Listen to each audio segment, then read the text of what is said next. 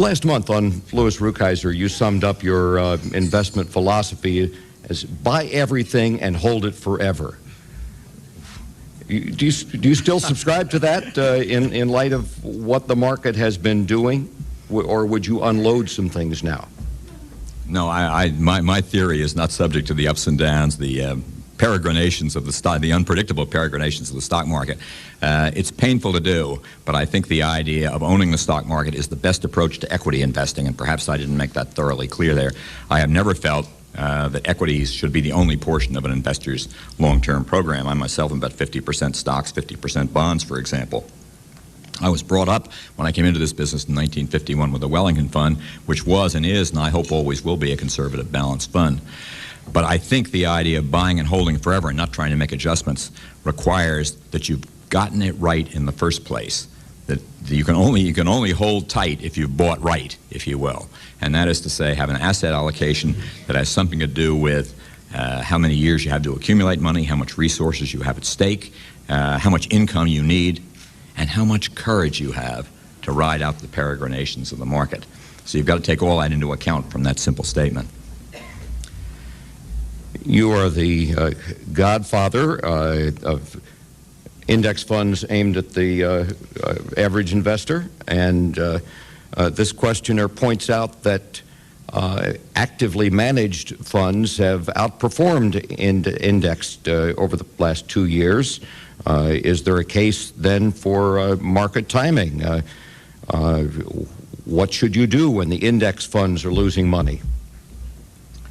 Well, as my friend Jim Glassman quoted me in his op-ed piece in the Wall Street Journal yesterday, it's a quote I don't even remember where I made, but it said, I don't know anybody who has ever been successful in timing the market. I don't even know anybody who knows anybody who has ever been successful in timing the market.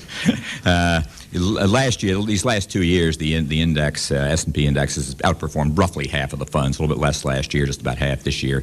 I don't regard that as a significant long-term sign at all.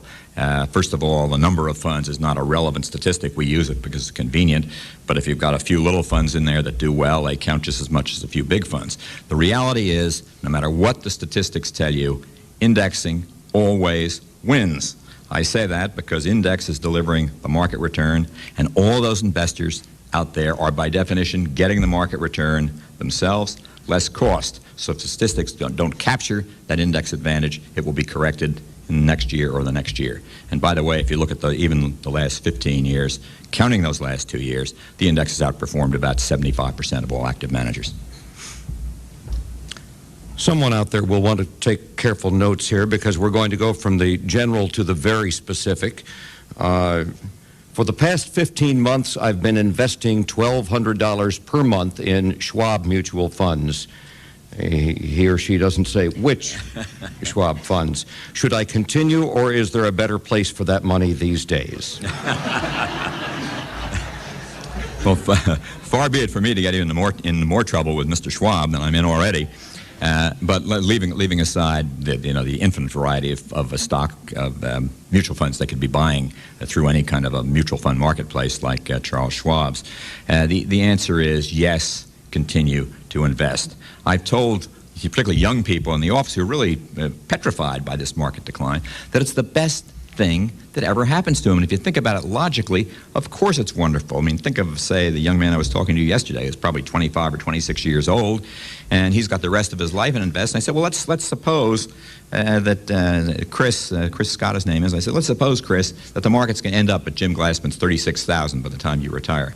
Do you want to be investing all your money when the Dow is at 35,000, or invest it all when it's 9,000? Just think about that for a minute. In other words, you want a long time to invest at low prices, and it's certainly a frightening advantage for those of us who have some money at work in the market today to think of this as a blessing.